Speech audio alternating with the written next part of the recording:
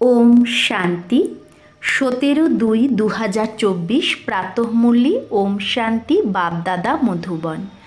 বাবা বলেছে, মিঠে বাচ্চে, পাবন হওয়ার জন্য এক হলো ইয়াদের বল আর দ্বিতীয় হলো সাজার বল। তোমাদের ইয়াদের বলেই পাবন হয়ে উঁচু পদ পেতে হবে। তো পাবন হওয়ার জন্য হয় ইয়াদের বল চাই, না হলে সাজা খাওয়ার বল চাই। তাহলে সাজা খেলে তো পথ কমে যাবে। তাই বাবা বলছে আমাদেরকে ইয়াদের বলেই পাবন হয়ে উঁচু পথ পেতে হবে। প্রশ্ন, বাবা হলো রুহানি সার্জেন, বাবা তোমাদের কোন ধৈর্য দিতে আসে? উত্তর, যেরকম দুনিয়ায় যে সার্জেন আছে তারা রোগীকে ধীরজ দেয় যে এখন তোমার অসুখ ঠিক হয়ে যাবে, এই রকম রুহানি সার্জেনও তোমাদের বাচ্চাদেরকে ধীরজ দেয়। বাচ্চা, তোমার মায়ার বিমারিতে তুমি ঘাবড়িও না। আমাদের কিসের বিমারি? মায়ার বিমারি। এটাতে তুমি ঘাবড়িও না।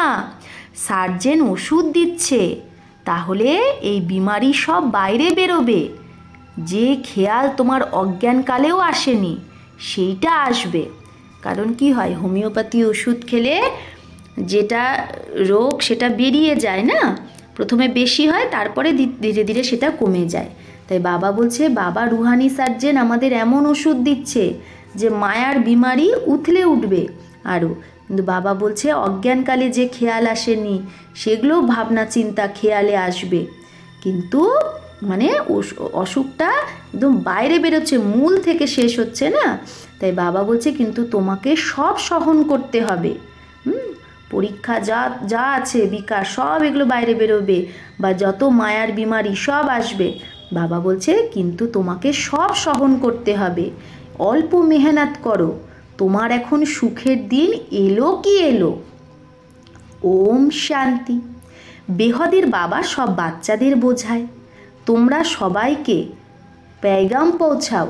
বাবা বলছে তোমাদের সবাইকে পরিচয় দিতে হবে, মেসেজ দিতে হবে যে এখন বাবা এসেছে, বাবা ধীরজ দিচ্ছে। কারণ ভক্তি মার্গে সবাই ডাকে, বাবা এসো, লিবারেট করো, দুঃখ থেকে মুক্ত করো। তো বাবা ধীরজ দেয় যে বাচ্চা বাকি আর কিছু দিন আছে। কারো বিমারি যখন একদম দূর হয়ে যায় তো বলে না এখন সব ঠিক হয়ে যাবে। কারো অসুখ যখন ঠিক হওয়ার দিকে থাকে কি বলে, এখন তোমার সব ঠিক হয়ে যাবে। তো বাচ্চারাও বোঝে যে ছি দুনিয়ায় বাকি অল্প দিন আছে, তারপরে আমরা নতুন দুনিয়ায় যাব। তার জন্য আমাদের যোগ্য হতে হবে। তারপরে কোনো রোগ আদি তোমাকে বিরক্ত করবে না। যখন আমরা সত্যযুগে চলে যাব ওখানে কোনো রোগ আদি আমাদের কষ্ট দেবে না। বাবা ধৈর্য দিয়ে বলে থোড়া মেহনত করো, একটু মেহনত করো। আর কেউ নেই যে এইরকম ধীরজ দেয়। তোমরাই তমপ্রধান হয়ে গেছো, এখন বাবা এসেছে তোমাদের আবার শতপ্রধান বানানোর জন্য। এখন সব আত্মারা পবিত্র হয়ে যাবে। কেউ যোগ বলে তো কেউ সাজার বলে। সাজারও তো বল আছে না, সাজার দ্বারা যে পবিত্র হবে তার তো পথ কম হয়ে যাবে। তোমাদের বাচ্চাদের এখন শ্রীমত প্রাপ্ত হচ্ছে। বাবা বলে মা মেকা মিয়াদ করো, তোমাদের সব পাপ ভস্য হয়ে যাবে। তাহলে যদি ইয়াদ না করো তো পাপ স্বগুণা হয়ে যাবে। কারণ পাপ আত্মা হয়ে তুমি আমার নিন্দা করাও। মানুষ বলে এরা তো ঈশ্বর, এদেরকে তো ঈশ্বর মত দেয়, जो आसुरी चलन दिखाते हैं। তো আমরা যদি বাবাকে ইয়াদ না করি তো আমাদের চলন আসুরি হয়ে যায়। তখন মানুষ বলে দেখো এদের বলে ঈশ্বর এমন পড়াচ্ছে যে এদের চলনই তো আসুরি দেখা যাচ্ছে। লাহি চারি মানে উতরাব চড়াব भी होता है না, তো চড়াই উতরাই তো বাচ্চাদের মধ্যে হয়। বাচ্চারা হাড়ও খেয়ে যায়, ভালো ভালো বাচ্চাও হাড় খায়, তো পাপ কাটেই না, তখন ভোগনাও ভুগতে হয়। এটা খুব ছিছি দুনিয়া, এতে সব কিছু হতে থাকে। বাবাকে ডাকেই যে বাবা এসে আমাকে ভবিষ্যৎ নতুন দুনিয়ার জন্য রাস্তা বলো। বাবা জানে ওই দিকে হলো পুরানো দুনিয়া, এই দিকে হলো নতুন দুনিয়া, আর তোমরা হলে নৈয়া নৌকা। এখন তোমরা পুরুষোত্তম হওয়ার জন্য চলছো। তোমাদের এই পুরানো দুনিয়ার থেকে নোঙ্গর উঠে গেছে, বুদ্ধিরূপী লঙ্গর উঠ গয়া। তো যেখানে যাচ্ছ সেই ঘরকেই ইয়াদ করতে হবে। বাবা বলে আমাকে ইয়াদ করলে তোমার কাঠ বেরিয়ে যাবে জং, হয় যোগ বল না হলে সাজা, যে কোনো একটা। প্রত্যেক আত্মা পবিত্র তো অবশ্যই হবে। পবিত্র হওয়া ছাড়া ফেরত তো কেউ পরমধাম যেতে পারবে না। সবাই নিজের নিজের পাঠ পেয়েছে। বাবা বলে এটা হলো তোমার অন্তিম জন্ম। মানুষ বলে কলিযুগ এখনও ছোট বাচ্চা, অর্থাৎ মানুষ এখন এই কলিযুগে আরও দুঃখী হবে। তাই বাবা বলছে তুম সঙ্গমযুগী ব্রাহ্মণ সমঝতে হো। বাবা বলছে কি, মানুষ বলছে কলিযুগ এখন ছোট বাচ্চা, এখনো অনেক দিন বাকি আছে, মানে আরও অনেক দুঃখী হবে মানুষ। তোমরা তো সঙ্গমযুগী ব্রাহ্মণ, তাই তোমরা বোঝো এই দুঃখধাম তো এখন শেষ হবে। বাবা ধীরজ দিচ্ছে। কল্প আগেও বাবা বলেছিল মা মেকা মুঝে ইয়াদ করো, তাহলে তোমার পাপের যে জং সেটা উতরে যাবে। এটা বাবা গ্যারেন্টি করছে। এটাও বোঝায় কলিযুগের বিনাশ অবশ্যই হবে, আর সত্যযুগও অবশ্যই আসবে। খাতিরই আমরা পাই তো বাচ্চাকে নিশ্চয় भी है, বাচ্চাদের বাবা খাতিরিও করে, তো বাচ্চাদের নিশ্চয়ও আছে। কিন্তু বাচ্চাদের ইয়াদ যদি না টেকে তাহলে কোনো না কোনো বিকর্ম করতে থাকে। বলে বাবা ক্রোধ এসে গেছে, তো একেও তো ভূতই বলা হয়, ক্রোধকেও। 5 ভূত দুঃখ দেয় এই রাবণ রাজ্যে। তো বাবা বলছে এখন তোমার লাস্টে যে হিসাব কিতাব আছে সেটাকে চুক্তু করতে হবে। যার আগে কখনো কাম বিকার যাকে বিরক্ত করেনি, তারও সেই কাম বিকারের বিমারি ইমার্জ হয়ে যায়। বলে আগে তো এরকম বিকল্প আসেনি, এখন কেন এরকম আসছে, কেন আমাকে কাম বিকার বিরক্ত করছে? তো এটা জ্ঞান না, জ্ঞান সারা বিমারিকে বাইরে বের করে, ভক্তি সারা বিমারিকে বের করে না। এটা হলো এই অশুদ্ধ বিকারী দুনিয়া, 100% অশুদ্ধতা। 100% পতিত থেকে আবার 100% পাবন হতে হবে। 100% ভ্রষ্টাচারী থেকে 100% পাবন শ্রেষ্টাচারী দুনিয়া হতে হবে। বাবা বলে আমি এসেছি তোমাদের বাচ্চাদের শান্তিধাম সুখধামে নিয়ে যাওয়ার জন্য। তোমরা আমাকে ইয়াদ করো আর সৃষ্টিচক্রকে ঘোরাও, কোনো বিকর্ম করো না। যে গুণ এই দেবতাদের মধ্যে আছে সেই রকম গুণ ধারণ করো। বাবা কোনো কষ্ট দেয় না। কোনো কোনো ঘরেও ইভিল সোল হয় যে প্রেতাত্মা, তো সে আগুন লাগিয়ে দেয়, লোকসান করে। তো বাবা বলছে এই সময় মানুষই তো সব ইভিল না, মানুষই তো এরকম করছে। স্থূলতেও কর্মভোগ হয়, আত্মা একে অপরকে দুঃখ দেয় শরীর দ্বারা, শরীর নেই তাও দুঃখ দেয়। বাচ্চারা দেখেছে যাকে ঘোস্ট বলে, সেটা হলো সাদা ছায়ার মতো দেখতে, কিন্তু উনকা কুছ খেয়াল নেই করনা হোতা হে। তো বাবা বলছে এগুলো কিছু খেয়াল করার দরকার নেই, তোমরা যত বাবাকে ইয়াদ করবে তত এগুলো সব খতম হতে থাকবে। এগুলো হিসাব কিতাব না। ঘরে বাচ্চারা বলে আমরা পবিত্র থাকতে চাই, এটা আত্মাই বলে। আর যার মধ্যে জ্ঞান নেই সে বলবে পবিত্র হয়েও না, তখন ঝগড়া হয়ে যায়, কত হাঙ্গামা হয়। এখন তোমরা পবিত্র আত্মা হচ্ছ, সে তো দুনিয়ায় তো মানুষ অপবিত্র দুঃখ দেয়, হ্যাঁ আত্মাই তো না। তো তাকে তো বাবা বলছে যে তাকে বলা হয় ইভিল আত্মা। তো বাবা বলছে তাকে কি বলা হচ্ছে, ইভিল আত্মা, যে অপবিত্র দুঃখ দেয়। সে শরীরেও দুঃখ দেয়, আবার শরীর ছাড়াও দুঃখ দেয়। জ্ঞান তো সহজ না, সদর্শন চক্রধারী হতে হবে। বাকি মুখ্য হলো পবিত্রতার ব্যাপার। এর জন্যই বাবাকে খুশি খুশি ইয়াদ করতে হবে। রাবণকে ইভিল বলে না, এই সময় এই দুনিয়াটাই হলো ইভিল। একে অপরের অনেক প্রকারের দুঃখ মানুষ একে অপরের থেকে পেতে থাকে। ইভিল তো পতিতকেই বলা হয়। পতিত আত্মার মধ্যেও 5 বিকার অনেক প্রকারের হয়। কারো মধ্যে বিকারের অভ্যাস, কারো মধ্যে ক্রোধের অভ্যাস, কারো মধ্যে অন্যকে বিরক্ত করার অভ্যাস, কারো মধ্যে লোকসান করার অভ্যাস, এগুলো থাকে। কারো মধ্যে বিকারের অভ্যাস থাকে, তো বিকার না পাওয়ার কারণে ক্রোধে এসে খুব মারেও। এই দুনিয়াটাই এইরকম।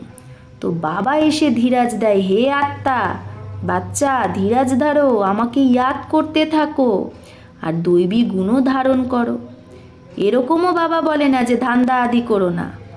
যেরকম যারা মিলিটারি, তাদের লড়াইয়ে যেতে হয়, তো তাদেরকেও বলা হয় শিব বাবার ইয়াদে থাকো। গীতার অক্ষরকে উঠিয়ে তারা ভাবে আমরা যুদ্ধের ময়দানে যদি মরি তো স্বর্গে যাব, তাই খুশি খুশি লড়াইয়ে যায়। কিন্তু সেরকম তো কোনো ব্যাপার না। এখন বাবা বলে তুমি স্বর্গে যেতে পারো, শুধু শিব বাবাকে ইয়াদ করো। ইয়াদ তো এক শিব বাবাকেই করতে হবে, তাহলে স্বর্গে অবশ্যই যাবে। বাবা বলছে যেই আসে যেই বাবা কাছে আসে, তারপরে হয়তো গিয়ে আবার পতিত হয়ে যায়, তাও স্বর্গে অবশ্যই যাবে। সাজা খেয়ে পাবন হয়ে তাও স্বর্গে তো আসবে। বাবা রেহেম দিল না, বাবা বোঝায় কোনো বিকর্ম করো না, তাহলেই তো বিকর্মাজিত হবে। এই লক্ষ্মী নারায়ণ বিকর্মাজিত না, তাহলে রাবণ রাজ্যে তারাই আবার বিকর্মী হয়ে যায়। বিক্রম সংবাদ শুরু হয়। মানুষ তো কিছুই জানে না। তোমরা বাচ্চারা এখন জানো এই লক্ষ্মী নারায়ণ বিকর্মাজিত হয়েছে। বলে বিকর্মাজিত নাম্বার 1, তারপরে 2500 বছর পরে বিক্রম সংবাদ শুরু হয়। মোহজিৎ রাজার কাহিনী আছে না? বাবা বলে নষ্ট মোহা হও, মা মেকা মিয়াদ করো তো পাপ কাটবে। 2500 বছরে যে পাপ হয়েছে সেটা 50-60 বছরে তোমরা স্বয়ং নিজেকে শতপ্রধান বানাতে পারো। তো বাবা বলছে 2500 বছরের পাপ তোমরা 50-60 বছরের মধ্যেই তোমরা কাটিয়ে শতপ্রধান হতে পারো। যদি যোগ বল না থাকে তাহলে নাম্বার পিছে হয়ে যাবে। মালা তো অনেক বড়, ভারতের মালা তো খাস, যার উপরেই সারা খেলা বানানো আছে। এতে মুখ্য হলো ইয়াদের যাত্রা, আর কোনো কষ্ট নেই। ভক্তিতে তো অনেকের সাথে বুদ্ধি যোগ লাগায়, এগুলো সব হলো রচনা। বাবা বলছে রচনাকে ইয়াদ করলে কারো কল্যাণ হবে না।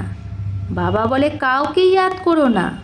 যেরকম ভক্তি মার্গে প্রথমে শুধু তোমরা ভক্তি করতে, এখন লাস্টেও আমাকেই ইয়াদ করো। ভক্তি মার্গে তো প্রথমে আমরা শিবেরই ভক্তি করতাম, বাবা বলছে এখন শিবকে ইয়াদ করো। বাবা কত ক্লিয়ার বোঝায়, আগে থোড়েই জানতে, এখন তোমরা জ্ঞান পেয়েছো।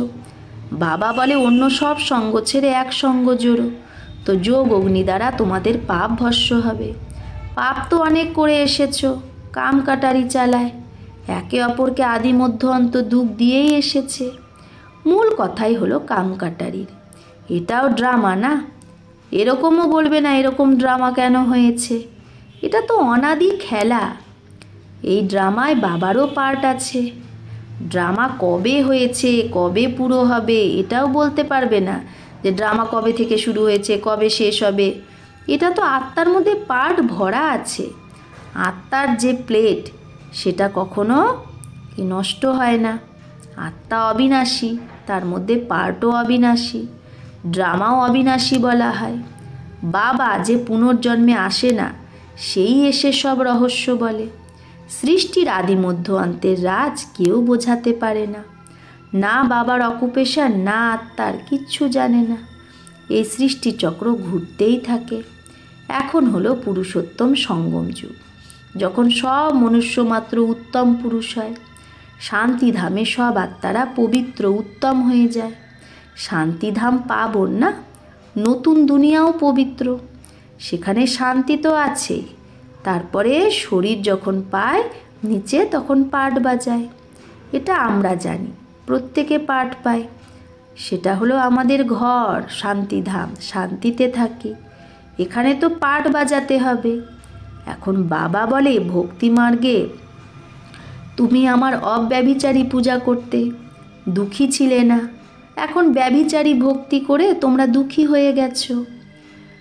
এখন বাবা বলে দৈবী গুণ ধারণ করো, তাও কেন আসুরি গুণ? বাবাকে ডেকেছো আমাদের এসে পাবন বানাও, তাহলে পতিত কেন হও? তাতেও বিশেষ করে কামকে অবশ্যই জিততে হবে, তাহলেই তোমরা জগজ্জিত হবে। মানুষ তো ভগবানের জন্য বলে আপেহি পূজ্য আপেহি পূজারী, অর্থাৎ তাকে নিচে নিয়ে যায়। এই রকম পাপ করতে করতে মহাবিকারী দুনিয়া হয়ে যায়। গরুর পুরাণেও রৌরব নর্ক বলে, যেখানে বিচ্ছু টিন্ডান সব কাটতে থাকে। শাস্ত্রে কি কি বসে দেখিয়েছে, এটাও বাবা বোঝায়। এই শাস্ত্র আদি এগুলো সব ভক্তি মার্গে। এর দ্বারা কেউ আমাকে পায় না, আরোই তমপ্রধান হয়ে যায়। তাই জন্যই তো বাবাকে ডাকে যে এসে পাবন বানাও। তার মানে সবাই পতিত। মানুষ তো কিচ্ছু বোঝে না। যারা নিশ্চয় বুদ্ধি হয় তারা তো বিজয়ী হয়ে যায়। রাবণের ওপর বিজয় পেয়ে রামরাজ্যে চলে আসে। বাবা বলে কামের উপর জিত পাও, এর উপরেই তো হাঙ্গামা হয়। গায়ে অমৃত ছেড়ে বিষ কেন খাও? অমৃত নাম শুনে ভাবে গৌমুখ থেকে অমৃত বেরিয়েছে। আরে গঙ্গা জলকে থোড়েই অমৃত বলে? এটা তো জ্ঞান অমৃতের কথা। স্ত্রী পতির চরণ ধুয়ে পান করে, তাকেই অমৃত ভাবে।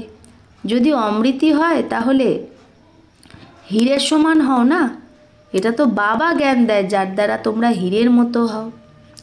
জলের নাম কত বালা করে দিয়েছে। তোমরা জ্ঞান অমৃত পান করাও আর ওরা জল পান করায়। তোমাদের ব্রাহ্মণ কা কিসকো ভি পাতা নেই, তোমাদের ব্রাহ্মণদের কেউ জানে না। সেই কৌরব পাণ্ডব বলে, কিন্তু পাণ্ডবদের ব্রাহ্মণ থোড়েই বোঝে। তো বাবা বলছে যে দুনিয়ার মানুষ পাণ্ডব কৌরব এগুলো বলে, কিন্তু এই পাণ্ডবরা যে ব্রাহ্মণ এখন সেটা বোঝে? গীতাতে এরকম অক্ষরই নেই যে পাণ্ডবকে ব্রাহ্মণ ভাববে। বাবা বসে সব শাস্ত্রের সার বোঝায়। বাচ্চাদের বলে শাস্ত্রে যা কিছু পড়েছ আর যা কিছু আমি শোনাচ্ছি সে দুটোর মধ্যে যাচ করো। তোমরা জানো আগে আমরা যা শুনতাম সেগুলো রং ছিল, এখন রাইট শুনি। বাবা বোঝায় তোমরা সব সীতা অথবা ভক্তিয়া। ভক্তির ফল দেয় বাবা, রাম ভগবান। বাবাই তো শিব না, তার নাম রাম ভগবান। বলে আমি আসি ফল দিতে। তোমরা জানো আমরা স্বর্গে অপার সুখ ভোগ করি। সেই সময় বাকি সবাই শান্তিধামে থাকে, শান্তি তো পায় না। সত্যযুগে বিশ্বে সুখ শান্তি পবিত্রতা সব কিছু থাকবে। তোমরা বোঝাও যখন বিশ্বে এক ধর্ম ছিল তখনই শান্তি ছিল, তাও বোঝে না। এই জ্ঞানে খুব কমজনই টিকে থাকে। লাস্টে তো খুব আসবে, অনেক আসবে। যায়েঙ্গে কাহা, কোথায় যাবে? এটা তো একটাই হাট্টি মানে দোকান। যেরকম दुकानदार की चीज़ अच्छी होती है तो दाम एक होता है। তো বাবা বলছে যে দোকানদারের কোনো জিনিস ভালো হলে দাম একই হয়, ফিক্স দাম। তো এখানে তো শিব বাবার হাট্টি দোকান, এটা সে হলো নিরাকার। তো ব্রহ্মাও তো অবশ্যই চাই। তোমরা বলো ব্রহ্মা কুমার কুমারী, শিব কুমার তো বলো না। ব্রাহ্মণও অবশ্যই চাই। ব্রাহ্মণ হওয়া ছাড়া দেবতা কি করে হবে? अच्छा, मीठे मीठे सिकिलधे बच्चों प्रति मात पिता बाप दादा का याद प्यार और गुड मॉर्निंग। रूहानी बाप की रूहानी बच्चों को नमस्ते। हम रूहानी बच्चों की रूहानी मात पिता बाप दादा को याद प्यार गुड मॉर्निंग और नमस्ते नमस्ते नमस्ते। शुक्रिया बाबा, आपको लाख लाख शुक्रिया। ধারণার জন্য মুখ্য সার। 1, দেবতাদের মতো গুণ নিজের মধ্যে ধারণ করতে হবে। ভিতরে যা ইভিল সংস্কার আছে, খারাপ সংস্কার, ক্রোধ আদির অভ্যাস, সেগুলোকে ছাড়তে হবে। বিকর্মাজিত হতে হবে, তাই এখন কোনো বিকর্ম করা যাবে না। 2, হীরার মতো শ্রেষ্ঠ হওয়ার জন্য জ্ঞান অমৃত পান করতে হবে আর পান করাতে হবে। কাম বিকারের ওপর সম্পূর্ণ বিজয় পেতে হবে। নিজেকে শতপ্রধান বানাতে হবে। ইয়াদের বল দ্বারা সব পুরানো হিসাব কিতাব চুক্ত করতে হবে। তো ইয়াদের বল দ্বারা সব পুরানো হিসাব কিতাব চুক্ত করতে হবে। বরদান, বুদ্ধিকে মেরেপনকে ফেরে সে নিকাল। বুদ্ধিকে এই আমি আমার এই চক্র থেকে বের করে উলঝনও সে মুক্ত রহনে वाले, যে উলঝন থেকে মুক্ত থাকবে সেই নিয়ারে আর ট্রাস্টি ভব। তো বুদ্ধিকে মেরেপন আমার এই ফেরা, এই চক্র থেকে বের করে যে উলঝন ঝামেলা থেকে মুক্ত থাকবে, সেই নিয়ারা আর ট্রাস্টি ভব। যখন বুদ্ধি কোথাও উলঝনে চলে যায়, ঝামেলায়, তো বুঝে নাও নিশ্চয় কোনো না কোনো মেরাপান আছে আমার। যখনই কোনো কিছু আমার ভাবি, তখনই আমাদের কি হয়, টেনশন হয়ে যায়, উলঝন হয়। যেখানে মেরা চলে আসলো সেখানে বুদ্ধির ফেরা হয়ে গেল, বুদ্ধি সেখানেই যাবে। গৃহস্থী হয়ে যদি ভাবো তাহলে গড়বড় হয়ে যায়। তাই একদম নিয়ারা আর ট্রাস্টি হয়ে যাও। এই মেরাপন, যে আমার নাম খারাপ হবে, আমার গ্লানি হবে, এগুলো ভাবাই হলো उलझन झमेला। फिर जितना सुलझाने की कोशिश करेंगे, তখন যত তুমি ওটাকে ঠিক করার চেষ্টা করবে তত উলঝতে যাएंगे, তত তুমি উলঝনে পড়বে। তাই ট্রাস্টি হয়ে এই উলঝন থেকে মুক্ত হয়ে যাও। আমার কিছুই নেই, তাহলে আমার নাম কোথায়, আমার গ্লানি কোথায়, কিছুই না। তাই ট্রাস্টি হয়ে যাও, তাহলে উলঝন থেকে মুক্ত হয়ে যাবে। ভগবানের বাচ্চা কখনো উলঝনে আসতে পারে না। স্লোগান, বড় বাবার বাচ্চা তোমরা, তাই না তো দিল ছোট করো আর না ছোট ছোট কথায় ঘাবড়াও। বাবা বলছে বাবা তোমার বড় বাবা, তাহলে বড় বাবার বাচ্চা তুমি, তাই না দিলকে ছোট করো, না ছোট কথায় না ছোট ছোট কথায় ঘাবড়াও। আচ্ছা, ওম শান্তি।